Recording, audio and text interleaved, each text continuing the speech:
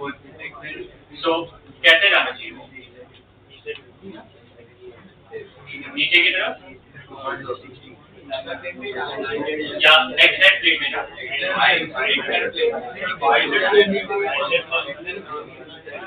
So one thing always remember, अगर आपने वो चीज जो मैंने भेजी थी ना, कौन सी वाली, जो हेलिकल वाली, उसमें एक चीज अगर आपको याद होगा, जनरली क्या होता है कि हेलिकल मोशन में जो डायरेक्शन में बी होती है ना, उस डायरेक्शन में उसको टच करते हुए आगे निकलता है।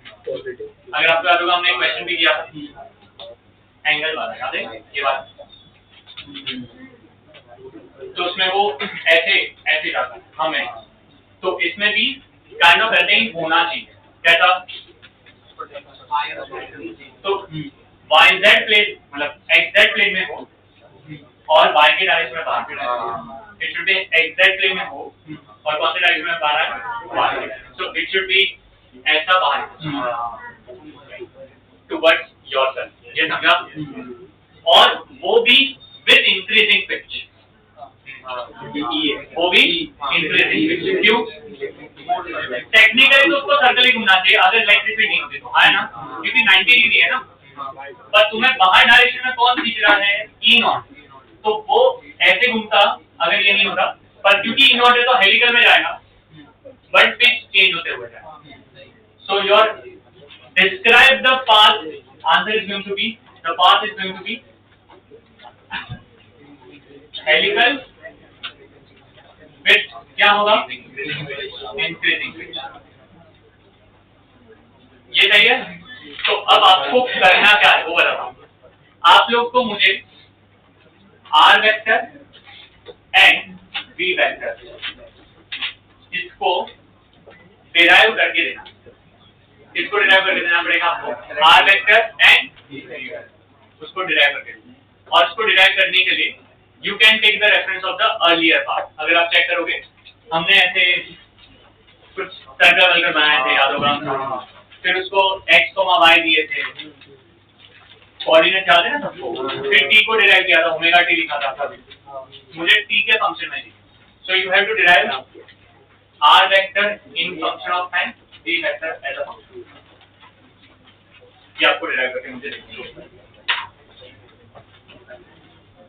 ठीक है? दिस यू कैन ट्राई, जैसे कर सकते हो तरीका मुझे। ओके, ये सब इतना लिख के डायग्राम ड्रॉ करके रख दो, तो नीचे ऊपर जैसे भी करना।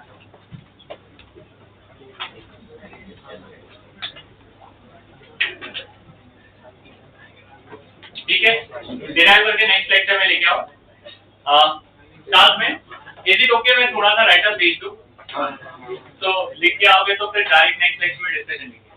जेको में मैं वही किया था, तो आज मेरा एक लेक्चर सेव हो गया, ठीक है? अच्छा, मैग्नेटिक फोर्स वाला पार्ट है, वो अगर खत्म हो जाता है हमारा नेक्स्ट वीक में, तो 2 ही लेक्चर बचेंगे उसके बाद to complete the chapter. So most probably by 20th of August I think I will be done with my ME, then I will start with semiconductor।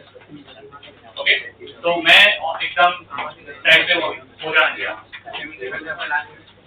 Semiconductor के बाद EM वेव्स भी पढ़ा, electromagnetic waves, और मैं इसलिए सोचा था पहले EM वेव्स पढ़ाऊं फिर सेमीकंडक्टर पढ़ाऊं, बट मैं क्या कर रहा हूं, क्योंकि सेमीकंडक्टर बोर्ड्स में बहुत इंपॉर्टेंट है, स्टेज में बहुत इंपॉर्टेंट है, तो प्रैक्टिस के लिए थोड़ा टाइम मिलेगा तो आपके लिए।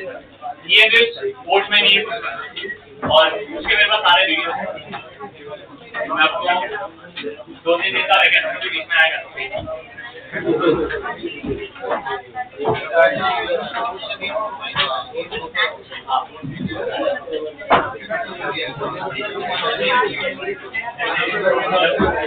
इस प्लेन में अगर हम पूछने वाली